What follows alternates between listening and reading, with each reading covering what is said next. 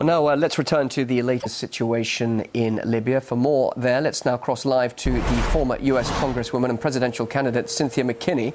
She's joining us live from Tripoli. Thanks very much indeed for being with us here on RT. Firstly, can you tell us what you're doing in Libya at this dangerous time?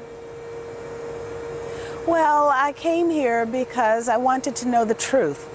I understood that what I was hearing from the U.S. press was laden with propaganda. Of course, we know that the Pentagon has something called perception management.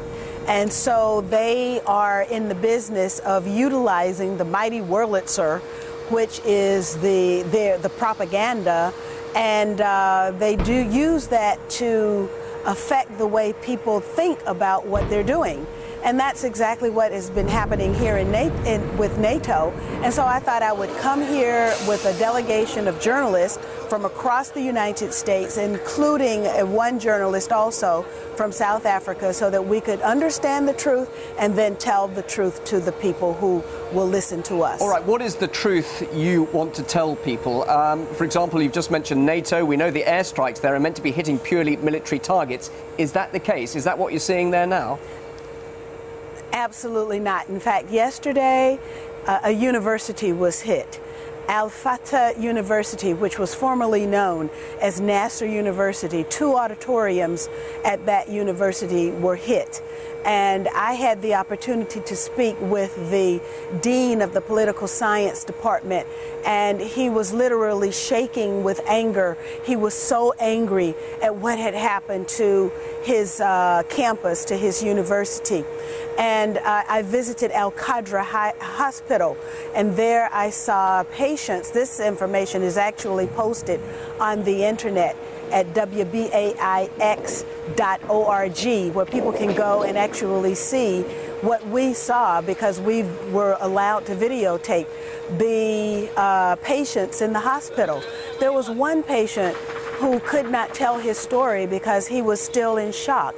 There were patients there who had wounds that looked like they came from very specialized weapons. And so the issue of exactly what weapons are being used here is also of great importance. Let's talk about sorry to interrupt, we haven't got a lot of time. You mentioned specialist weapons. There is a lot of speculation that depleted uranium is being used in Libya at the moment. Any evidence of that from what you've seen? Well, I can only give you anecdotal information from the members of my delegation, and I was able to speak with a person in the United States who is a depleted uranium specialist, a former geophysicist at Lawrence Livermore Laboratory, and she told me, that was Lauren Murray, and she told me that if there was a metallic taste of the dust in our mouths, then more than likely it was depleted uranium.